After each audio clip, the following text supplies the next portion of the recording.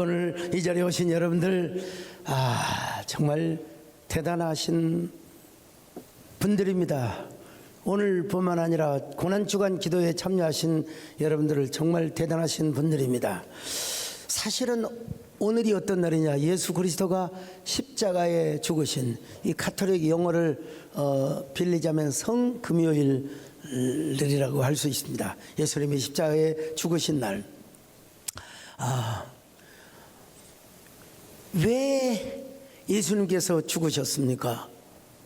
이유는 우리를 위하여 죽으셨을 뿐만 아니라 또 하나 이유는 뭐냐? 부활하시기 위하여. 부활하시기 위하여. 여러분, 십자가에 죽으셨습니다.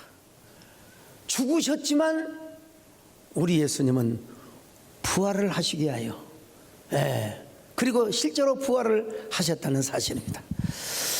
그러면 오늘 우리에게 중요한 건 뭐냐? 십자가도 중요하지만 여러분, 부활이 중요하다는 삶을 사는, 그냥 우리는 부활 중심의 삶, 언제나 우리는 부활이 우리의 삶의 한 부판에 있는 이러한 삶이 되어야 된다 이 말입니다. 여러분, 언제나 부활 중심의 삶을 사시기를 축원합니다. 십자가 내가 처음 본 나의 맘에 그것도 사랑, 오늘 믿고 내는 밝아 장래. 근데 갑자기 이제 요 예수님이 부활하신 주님으로 이제 십자가에서 부활입니다. 여러분, 예수 늘 살아계셔서 행하여 주신 늘 말씀하시네. 예수 내 그곳에 주께서 내 마음을 살아계신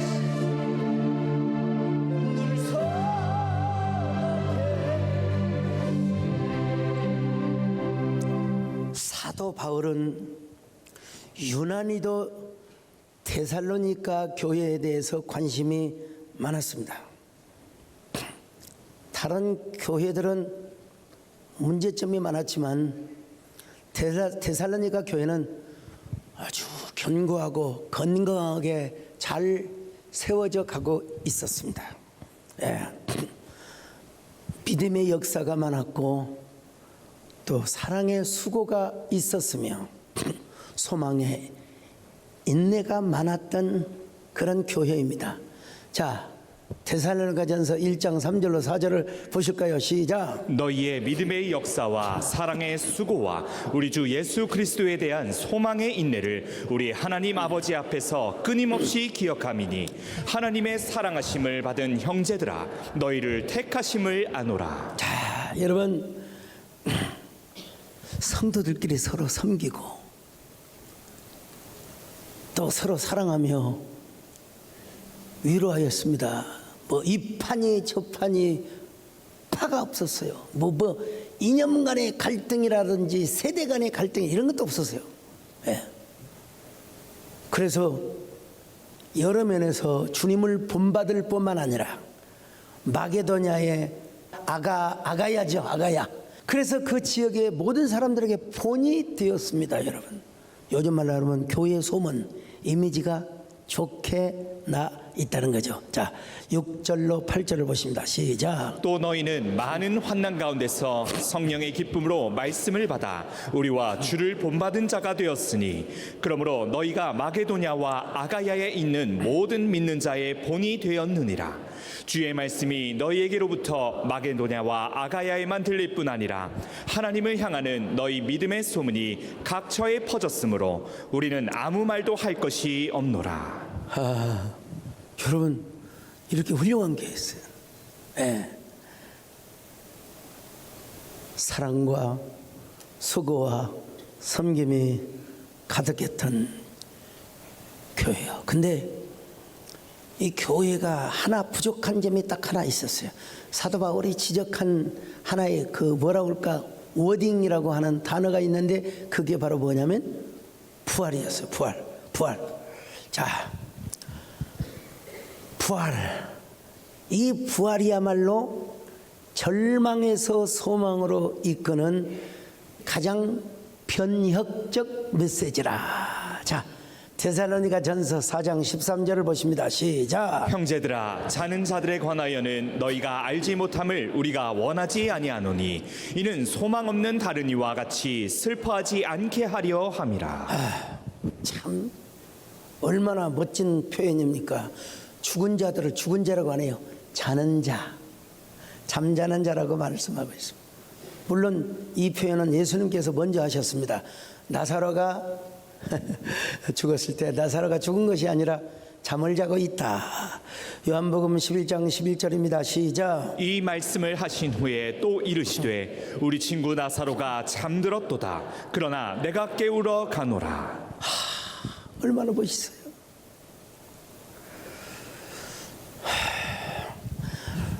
제가 추측하기는 데살로니가 교인들이 다 좋은데 너무 죽은 자들에 대해서 너무 슬퍼하고 절망적 슬픔을 이렇게 가졌던 것 같아요.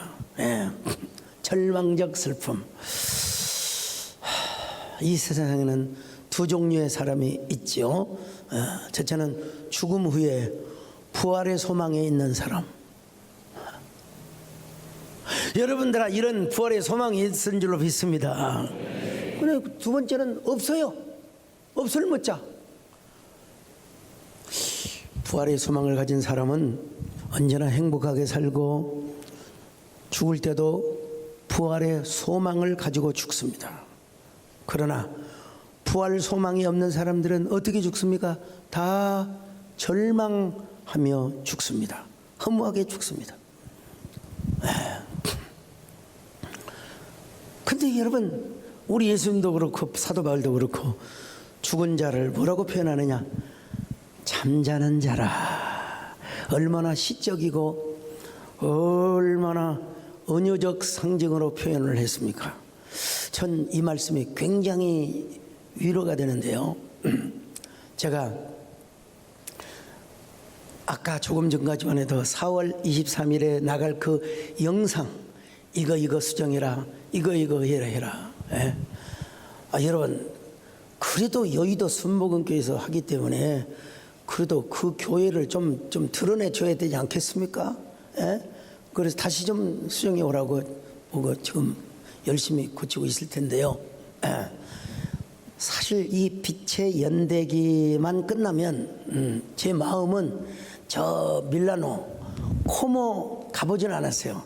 밀라노 자체를 내가 안 가본 건 아니지만 밀라노에 코모 호텔이 있다는 거예요. 산이 있고요, 호수가 있어요. 이제 여러분 보세요. 뒤에 산도 있고 호수도 있고 거기 가서 그냥 전화기도 꺼놓고 한 1, 2주 동안 그냥 낮이건 밤이건 실컷 누구 옆에 간섭도 안 받고 제재도 안 받고 그러고 싶은데 또 다음에 보니까 5월 달에 총회 목사장로 기도회 일정이 있더라고요. 또 보니까요. 하여간 저는요, 어린 시절부터 글쎄 여러분 안 그러셨나요? 저는 어린 시절부터 그 소풍을 간다든지 옛날에 운동회 하잖아요. 운동회 기억나세요? 운동회 망고기 다 걸어놓고 막 그 기억 안 나세요?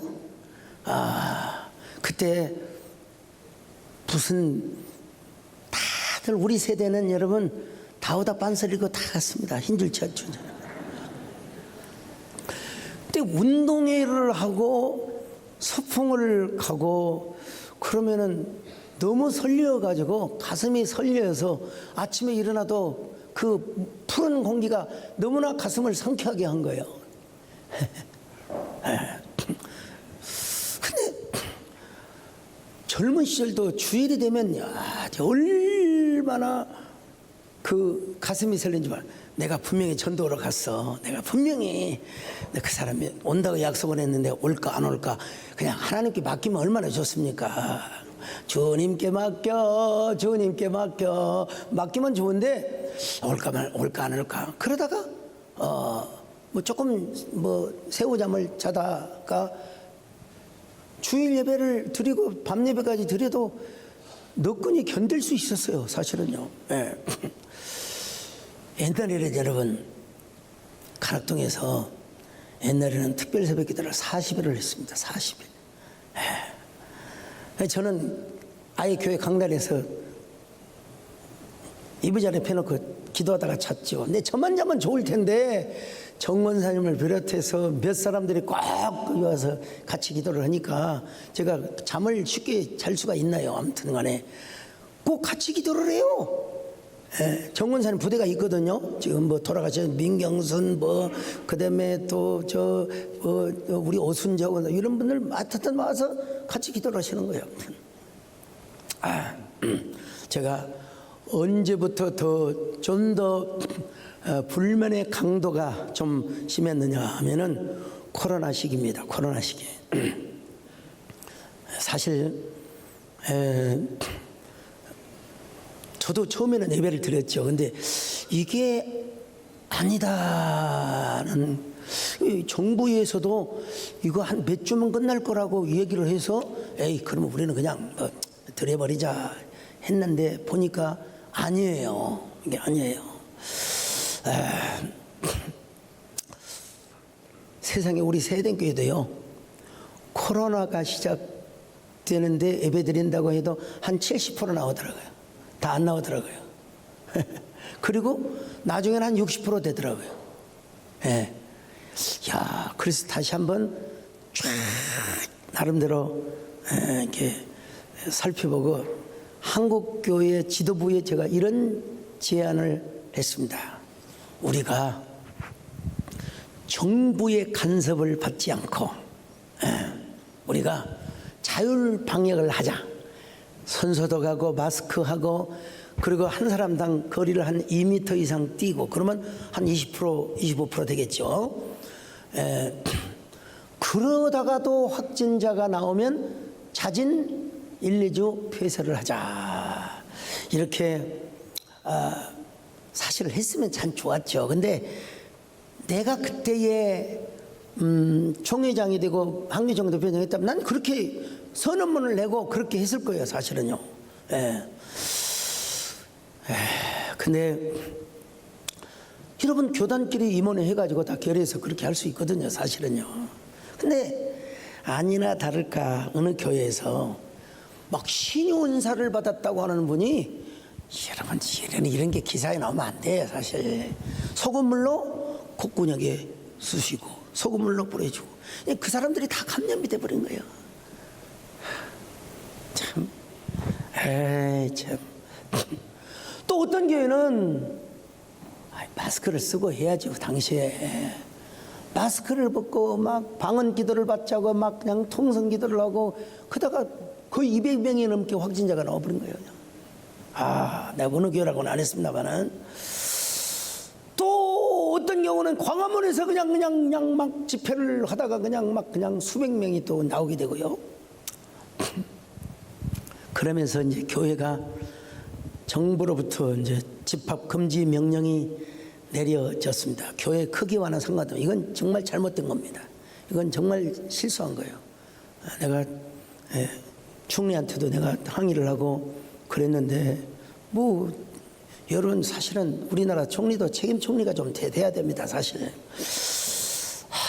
정말 그러나 내가 공개적으로 그렇게 말할 수는 없습니다. 물밀선에서 얘기했지만 당시에 왜 칼국수집은 저렇게 바글바글하고 전철은 저렇게 바글바글한 그러는 순간 교회도 전철이 되고 교회도 칼국수집의 차원이 될 수밖에 없을까 봐서 이런 말 하는 건 사실은 쉽지는 않았습니다. 어쨌든 간에 다른 종교는요 천주교도 미사를 금지하고 불교도 법회를 금지하는 마당에 사실 왜 교회만 안 되느냐고 목소리 내는 건 쉬워요. 그거야 쉬울 수는 있습니다. 쉬울 수 있어요. 그러나 한국교회 전체를 바라보면서 행한 행보는 사실은 여러 가지로 조심스러운 부분이 있습니다. 여러분 뭐 이스라엘, 뭐 이탈리아, 필리핀, 제 친구가 신학교 동구가 임종웅 선교사 이런 몇 달 동안 집 밖을 못 나갔대요. 봉쇄령이 내려가지고. 우리 박종 목사님의 그 따님이 송은이가 밀라노 있잖아요. 이탈리아에서 몇 발 그러면 나가지를 못하는 거예요. 그 고추장 저 간장 고추장 말고 뭐죠? 된장 살려고 나가지를 못했다는 거예요. 맨날 라면만 끓여 먹었대요 그냥. 자, 그럼에도 불구하고 지난 정부가 잘못한 것이 있습니다. 사실은 퍼센테이지로 해야죠. 사실은 퍼센테이지로 가령 10%가 됐든 15%가 됐든 20%가 됐든 이렇게 해야겠지. 큰 교회도 19명. 이제 뒷 배경 얘기는 그러더라고요. 저는 그때 총회장이 아니었지만 배경이 뭐냐. 대형 교회는 나름대로 그 온라인으로 자생할 수 있지 않느냐.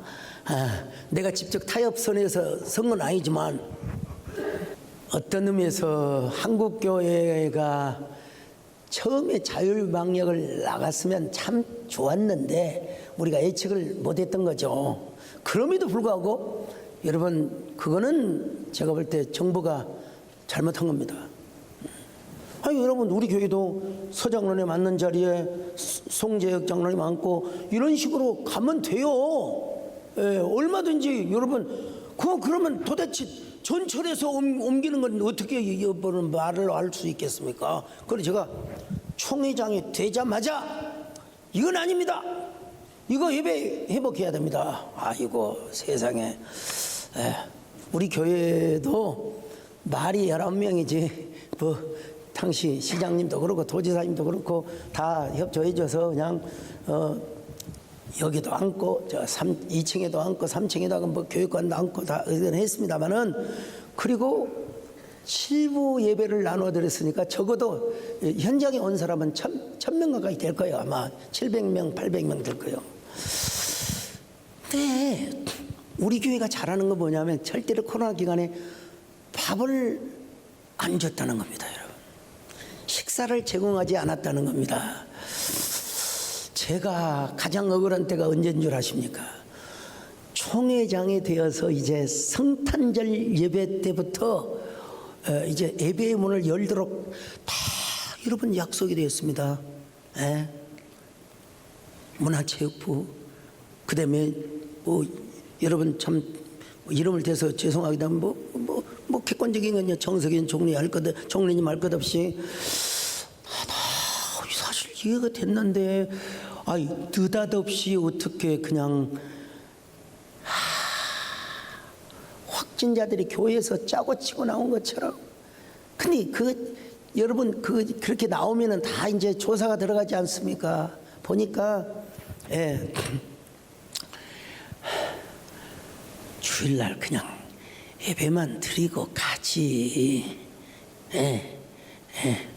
뭐하게 서로 교회에서 밥을 먹습니까? 밥 먹으면 확진이 다 돼버린 거예요. 컵라면을 막 이제 서로 나눠 먹으면서 이 부분은 참 너무나 억울하게. 그래서 여러분 우리가 에델바시 성탄절을 참 쓸쓸하게 맞았습니다만은 어쨌든 그래도 그 다음에 20% 회복을 제가 시켰던 사람입니다. 어떤 사람은요, 목사님 왜 교회에서 밥을 못 먹게 하십니까? 진짜 대화가 안 된 사람이에요. 대화가 안 된 사람. 여러분 성경에도요 전염병 시기에는 성전에 오지 말고 손을 들고 성전을 향하여 기도하라고 그랬어요. 자, 열왕기상 8장 37, 39절 시작. 만일 이 땅에 기근이나 전염병이 있거나 곡식이 시들거나 깐부기가 나거나 메뚜기나 황충이 나거나 적국이 와서 성읍을 에워싸거나 무슨 재앙이나 무슨 질병이 있든지 막론하고 한 사람이나 혹 주의 온 백성 이스라엘이 다 각각 자기의 마음에 재앙을 깨닫고 이 성전을 향하여 손을 펴고. 자, 손을 펴고 성전을 향하여. 이 말은 성령은 서사적이어도 우리에게 명령형으로 다가오는 것입니다. 성경 해석학에 있어서 가장 중요한 원리 중에 하나인데요. 그냥 이렇게 얘기를 했지만 이 말은 뭐냐? 전염병 때에는 함부로 모이지 말라는 말이 함축이 되어 있는 겁니다. 지금. 자, 37절 38절부터 읽습니다. 자, 같이 읽습니다. 시작. 무슨 질병이 있든지 막론하고 한 사람이나 혹 주의 온 백성 이스라엘이 다 각각 자기의 마음에 재앙을 깨닫고 이 성전을 향하여 손을 펴고. 이 성전을 향하여 손을 펴고 기도하는 겁니다. 예. 이제 우리 교회가 잘하는 것 중에 하나가 메디컬 처치를 만들었어요. 그리고 메디컬 처치가 그냥 만들어진 게 아니라 어떻게 하나님께서 우리 그 최경자 전사님이 너무 이뻐가지고 제가 전도사 임명을 해준 거예요. 사실은 제가 특수하게, 왜냐하면 이재훈 목사님 당시에 장로님이셨거든요. 지금 목사님이 되셔갖고 메디컬 처치를 잘, 그리고 설교도 잘해가지고 예외를 제가 두고 여기는 무조건 양육도 다음에 받고 다 오고 여기는 무조건 시켜라. 장로 인사위원회도 다 통과해라. 자, 여러분, 어떤 분은 저한테 전화해가지고요, 제가 총회장 한교총 대표회장하면서 뭐라고요? 목사님, 아니 왜 방역본부에서 교회에서 식사를 못하도록 합니까? 그래서 내가 뭐라고 한 줄 아십니까? 목사님, 마스크 쓰고 예배를 드리는 것만이라도 감사하세요. 교회가 밥 먹는 거 아십니까?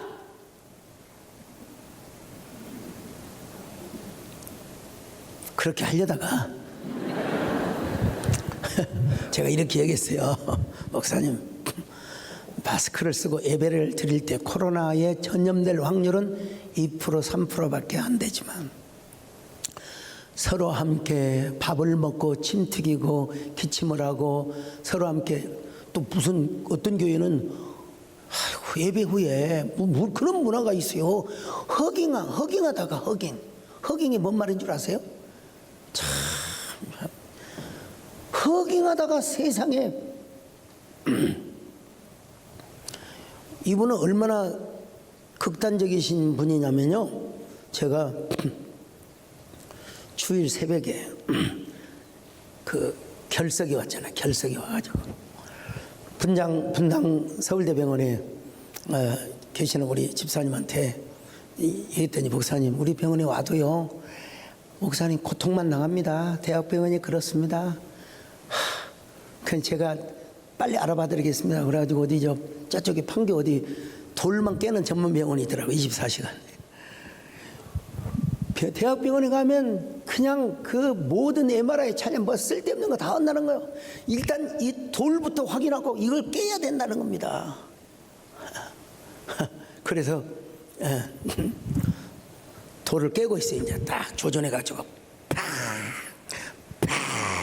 그때 제가 전화를 해가지고, 목포 대성이었거든. 목포 보그마 대성인데, 목사님 이 소리 들리시죠? 지금 제가 결석이 생겨서 깨고 있습니다. 그랬더니 뭐라고 한 줄 아세요? 목사님, 어차피 우리 인생은 죽을 인생입니다. 목포에 와서 죽으십시오. 아이고, 나중엔 제가 여러분 총회장 때 70%까지 다 회복을 시키고, 이제는 이제 자유롭게 되죠. 어쨌든 제가 우리 이재훈 목사님한테 자율 방역안을 좀 만들어 주라고 했습니다. 그리고 그걸 그대로 제가 문체부와 총리에게, 총리님이라고 해야죠. 전달을 해드렸습니다. 내가 그 정도의 제가 그 관계가 있었어요. 예. 그랬더니 뭐라고 줄 알았어요? 아유, 목사님, 그럴 것 없습니다. 이제 자유롭게 예배 드릴 때 이제 곧 합니다. 그리고 자유롭게 지금 드리고 있는 거예요. 물론 코로나가 다 물러가서 더 다행이기도 합니다만은, 아무것도 모르는 사람들이 뭐 소강석이가 좌판이고 뭐 니는 우파냐? 성경은 여러분 좌로나 우로나 치우치지 말라고 했어요, 여러분요. 뭘 그렇게 여러분들은 그럽니까? 우리는 언제나 예수님 팝니다, 할렐루야. 우리는 예배당 파입니다, 할렐루야. 뭘 그렇게 그냥. 우리 하나님께서 나 코로나 시기 때 애쓰고 수고하고 이런 거 하나님께서 나는 다 천국에서 상급으로 하나님이 주실 줄로 믿습니다. 하나님께서 여러분 모두의 수고를 하나님께서 천국에서 해같이 빛나게 축복해 주실 줄로 믿습니다. 당신의 그 섬김이 천국에서 해같이 빛나는 당신 그 겸손이 천국에서 해같이 빛나는 당신의 그 믿음이 천국에서 해같이 빛나는 당신의 그 충성이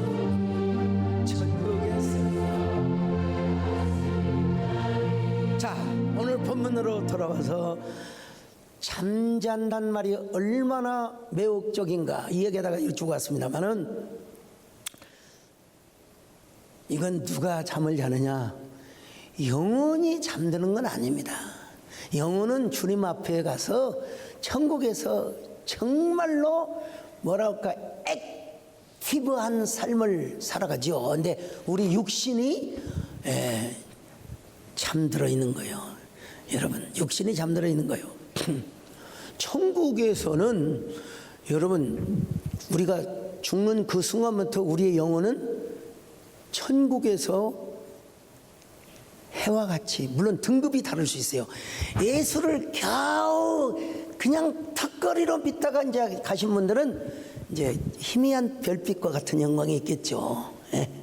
근데 이제 정말로 오직 예수, 오직 주님, 오직 교회, 이런 사람은 여러분 정말 달보다도 해와 같은 영광을 갖겠죠. 사도 바울이 이런 고백을 했어요. 자, 고린도 전서 15장 41절로 42절 시작. 해의 영광이 다르고 달의 영광이 다르며 별의 영광도 다른데 별과 별의 영광이 다르도다. 죽은 자의 부활도 그와 같으니 썩을 것으로 심고 썩지 아니할 것으로 다시 살아난다. 여러분, 목사님 그런 얘기 마십시오. 천국에서도 이런 차별을 받아야 됩니까? 그렇게 말하는 사람도 있습니다, 여러분. 어떻게 하나님 나라에서 차별은 없습니다. 구원에 관한 차별은 없습니다. 그러나 차이는 있어요. 영광의 차이는 있다는 사실. 그럼 여러분, 우리에게 부활이 없으면 우리가 가장 불쌍한 사람이죠. 우리가 여러분, 그래서 오늘 철학기도도 나오시고 죽게 살기로 예수 믿는 것이죠. 여러분, 사도 바울은요, 어려움이 있으면 있을수록 뭘 생각했느냐? 부활을 생각. 부활. 자, 사도행전 24장 15절 같이 봅니다. 시작. 그들이 기다리는 바 하나님께 향한 소망을 나도 가졌으니 곧 의인과 악인의 부활이 있으리라. 여러분, 부활을 해요. 악인도 부활을 안 하는 게 아니요. 여러분, 우리만 부활을 한다고 생각하면 안 됩니다. 의인의 부활이 있고 악인의 부활이 있다는 사실이요. 근데 우리는 영광의 부활이고, 참 말하기조차 힘든데, 여러분, 악인의 부활은 정말로 끔찍한 벌을 받게 되는 것이죠. 근데 여러분, 다시 돌아와서 데살로니가 교인들은 다 좋았어요. 위로가 넘치고 나름대로 칭찬과 격려가 많고 그랬는데, 죽은 자에 대한 슬픔이 지나치도록 슬펐던 것 같아요. 네. 여러분, 우리가 장례식에 가서 애도를 하지요. 근데 그 애도는 소망이 있는 애도여야 합니다. 자, 오늘 본문에서 사도 바울은 예수님의 부활과 재림을 강조하고 있습니다. 자, 13절로 14절 같이 봅니다. 시작. 형제들아, 자는 자들에 관하여는 너희가 알지 못함을 우리가 원하지 아니하노니 이는 소망 없는 다른 이와 같이 슬퍼하지 않게 하려 함이라. 우리가 예수께서 죽으셨다가 다시 살아나심을 믿을진대 이와 같이 예수 안에서 자는 자들도 하나님이 그와 함께 데리고 오시리라. 막 아이고 그러면 절대로 안 된다는 사실을 아셔야 돼요. 왜냐? 우리 주님이 오시는 그날 우리 모든 천국에 있는 영혼을 예수님이 데리고 와서 육체, 그 썩은 육체, 모세의 시체가 어디 있는지 모르겠어요. 다윗의 왕의 그 무덤에 가도 뼈도 없어요. 3,000년 전에 일인 이게 뼈가 있겠습니까? 무덤이라고 표시만 되어 있죠. 근데 그때 우리 예수님께서 오셔서 우리는 흔히 질량 보존의 법칙이라고 여러분 아시잖아요. 대기권 안에 모든 우리의 사라진 육체의 모든 기운들을 하나님이 다 가져오셔서 영혼과 육체, 이건 플라톤의 영혼 불멸설과는 다른 얘기입니다. 여러분, 육체가 다시 부활해서 여러분 영혼과 육체가 하나가 되게 만들어 주시겠다는 겁니다. 이것이 데살로니가 교인들에게 전하여 주었던 귀한 메시지요. 자, 14절로 16절입니다. 시작. 우리가 예수께서 죽으셨다가 다시 살아나심을 믿을진대 이와 같이 예수 안에서 자는 자들도 하나님이 그와 함께 데리고 오시리라.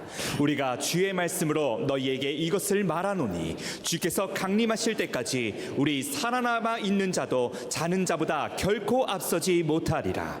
주께서 호령과 천사장의 소리와 하나님의 나팔 소리로 친히 하늘로부터 강림하시리니 그리스도 안에서 죽은 자들이 먼저 일어나고. 얼마나 위로가 됩니까, 여러분요? 우리가 살아 있는데 죽은 자들이 먼저 부활을 해요. 그리스도 안에서. 자, 제가 여러분, 내가 오래 살아야 되겠습니까? 정원사님 오래 살아야 되겠습니까? 하여간 내가 살아있을 때 정권사님이 돌아가셔야지 내가 죽고 나서 120세가 되시면 안 돼요. 어쨌든 여러분, 죽은 자들이 부활해요. 죽은 자들이 부활하는 걸 보고 그 다음에 호련히 이건 진짜 이건 뭐라고 해야 될까? 정말 우리 몸이 호련히 변화가 된다는 거예요. 호련히 변화가 된다는 거예요. 야, 그래가지고 공중에서 주님을 영접하게 된다. 이 공중이라고 하는 말은 좀 정확히 말하면 어떤 의미에서 대기권 밖이라고 이야기하면 좋을 것 같아요. 어쨌든 그러니 너무 슬퍼하지 말라. 서로 위로하며 살아가라. 이게 16절로 18절의 말씀입니다. 시작. 주께서 호령과 천사장의 소리와 하나님의 나팔 소리로 친히 하늘로부터 강림하시리니 그리스도 안에서 죽은 자들이 먼저 일어나고 그 후에 우리 살아남은 자들도 그들과 함께 구름 속으로 끌어올려 공중에서 주를 영접하게 하시리니 우리가 항상 주와 함께 있으리라. 그러므로 이러한 말로 서로 위로하라. 너무나 슬퍼하지 말고 우리에게는 부활이 있다. 언젠가 주님께서 재림하실 때 우리도 공중으로 이끌림을 받을 것이다. 야, 얼마나 대단한 얘기입니까? 우리 주님이 재림하시는 그날 나팔 소리가 막 그냥 쫙 울려 퍼지는 거예요. 영광 영광. 이거 사실 관악기가 참 동원돼 무슨 좋은 텐데 말이죠. 자, 한번 노래합시다. 하나님의 나팔 소리 질러가며 예수 영광 중에 걸음하시 천사들을 세계 만국 곳에 구원받은 성도들을 나팔과 대만의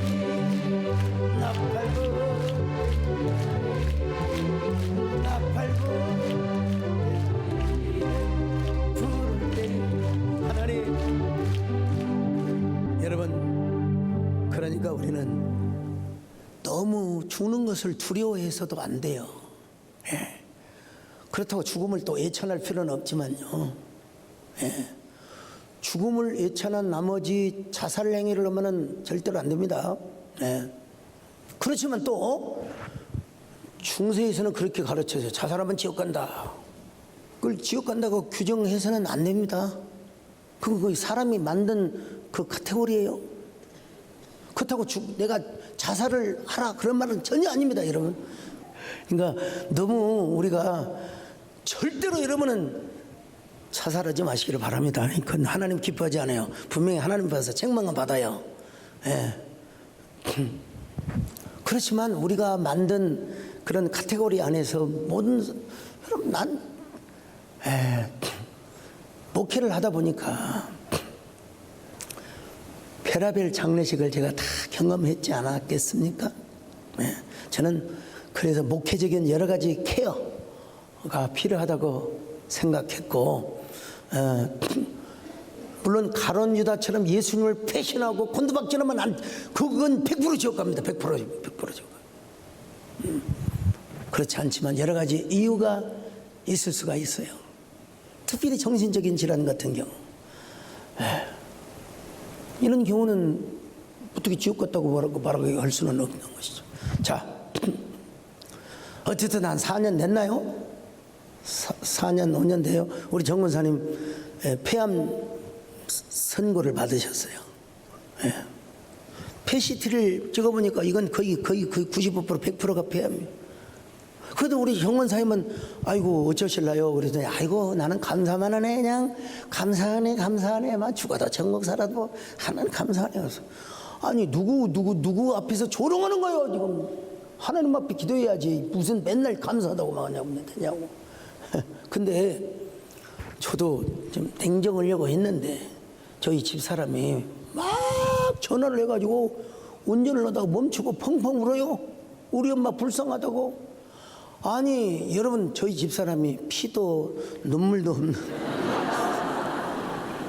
여러분한테는 친절한지 모르지만 여러분 여자분들 그러지 마세요. 집에 가서 남편에게 좀 잘해주시기를 바랍니다. 근데 집사람이 나는 눈물도 피도 없는 줄 알았는데 막 펑펑 울면서 우리 엄마 불쌍하다고 내가 엄마한테 미안하다고. 어이 나 그래서 저기서 강단에서 기도를 하는데 아니, 어떻게 나는 문이 다 닫혀진 줄 알았는데 기도를 하니까 너 더 명이 와서 기도하고 있더라고요.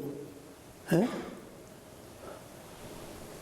그때 코로나 전이었으니까 제 눈으로 볼 때 기도를 몇 명 하고 있어요. 아무튼 그래서 제가 너무나 제가 소리를 지르고 싶어가지고 저기 우리 한성 골프장 그 산이 있잖아요. 그 산에 가가지고 얼마나 우리 하나님 앞에 기도했는지 몰라요. 막 눈물을 퉁퉁 보면서 아이고 그래요. 맨날 그때 내가 백암교회 개척할 때 내가 너무나 못되게 굴었지. 아이고 내가 너무 질성질을 지나가지고 그랬지. 아버지야 눈물을 얼마나 쏟았는지 몰라요 정권사님. 근데 이야기를 듣고 근데 이제 우리 정권사님이 조직검사를 해보니까 암이 아니었어요. 이게 이게 참 이게 조직검사가 증명을 해주는 거지. 여러분 앞으로 폐시 때 너무 믿지 마세요. 조직검사가 정확합니다 사실은.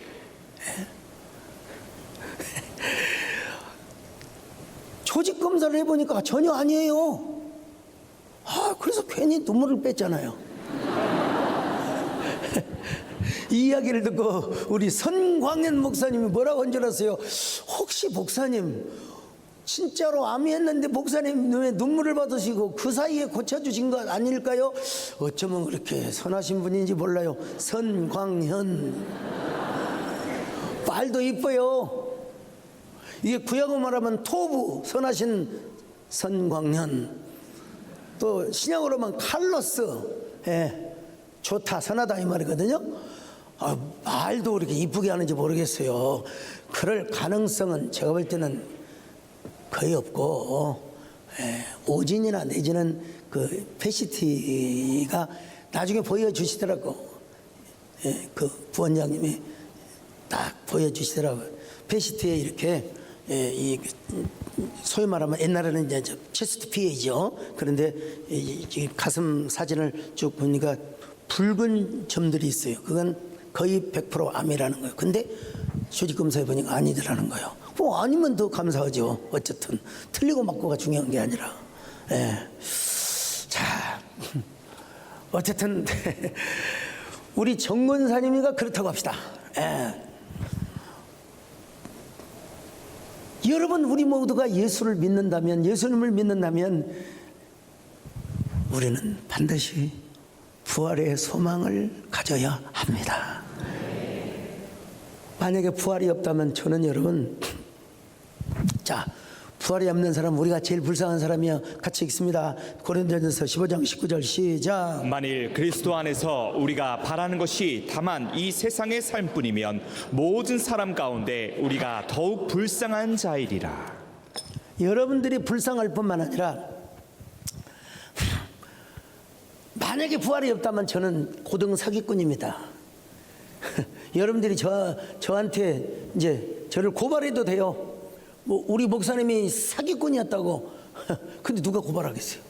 성경에 나와 있는 그대로 말씀을. 자, 고린도전서 15장 지나갑니다. 17절로 19절을 같이 보십니다. 시작. 그리스도께서 다시 살아나신 일이 없으면 너희의 믿음도 헛되고 너희가 여전히 죄 가운데 있을 것이요 또한 그리스도 안에서 잠자는 자도 망하였으리니 만일 그리스도 안에서 우리가 바라는 것이 다만 이 세상의 삶뿐이면 모든 사람 가운데 우리가 더욱 불쌍한 자이리라. 만약에 예수 그리스도의 부활이 없고 우리의 부활이 없다면 여러분, 저는 진짜 종교 사기꾼이고 여러분들은 사기꾼의 사기를 당해서 오늘 여기까지 온 것 정말 후회하셔야 됩니다. 그러나 그럴 일은 없습니다. 믿으십시다. 할렐루야. 네. 여러분, 엘리자베스 큐블러로스라는 사람이 있어요. 이 사람은 뭔 얘기를 했냐면 어떤 충격을 받고 암 선고를 받을 때 첫 번째 단계는 아니야 절대 아니야 아닐 거야 이렇게 얘기한다는 거예요. 부정을 하게 된다는 거예요. 둘째는 이제 왜 하필이면 와임이 나에게 이런 일이 있어? 나에게 이런 일이 있어. 세 번째 단계는 뭐냐? 타협이요. 이제 아이고 내가 잘 정리해야지. 이리저리 빠져나갈 궁리를 하게 된다는 거예요. 네 번째는 뭐냐면 좌절, 오울리의 단계입니다. 마지막 단계는 그래 나 하나 죽으면 끝나지 뭐까지 끝. 사실은 연세가 한 85, 90 정도 돼서 암선고 받으면 야 그러려니 하지만 아니 어떻게 40대, 50대에 암선고를 받으면 진짜 정말 억울하죠. 여러분, 그런 억울할 일이 없기를 축원합니다. 하나님께서 건강의 역사를 주시기를 바랍니다. 근데 분명히 제가 이제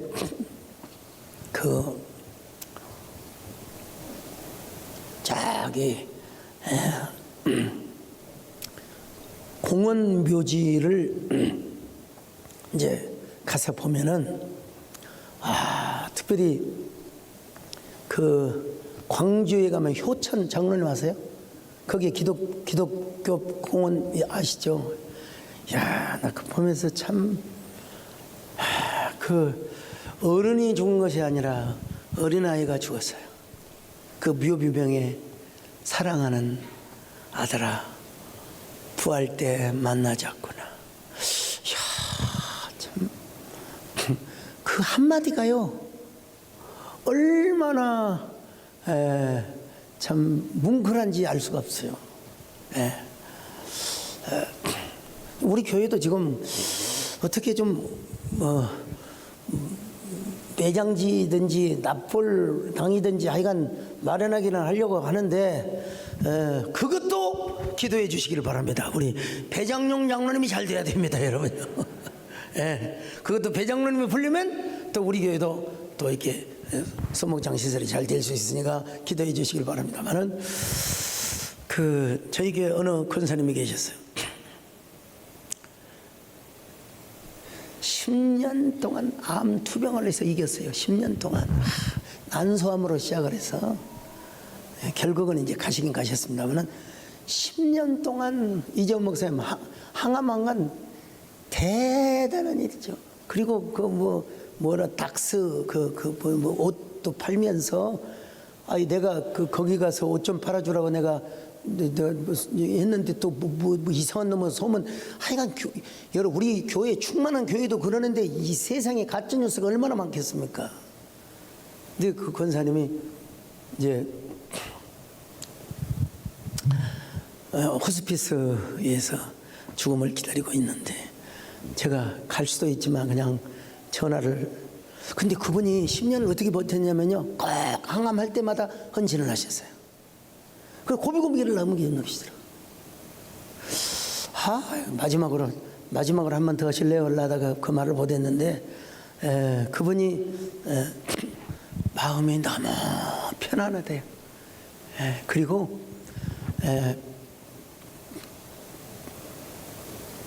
마지막 제가 볼 때 바싹 말라가지고 사실 뼈밖에 없는데 그럼에도 불구하고 너무나 마음이 평안하더라는. 그래요. 우리 구원받는 사람들 그리고 권사님 육신은 아무리 화장이 되고 아무리 뼈가루가 흙으로 진토화된다 할지라도 반드시 권사님 부활하게 됩니다. 자, 이런 얘기를 남기고 기도를 해줬는데 아무튼 부활 복음이 여러분의 삶을 지배할 수 있기를 바랍니다. 여러분의 삶 속에 부활 복음이 언제나 불꽃처럼 타오르시기를 바랍니다.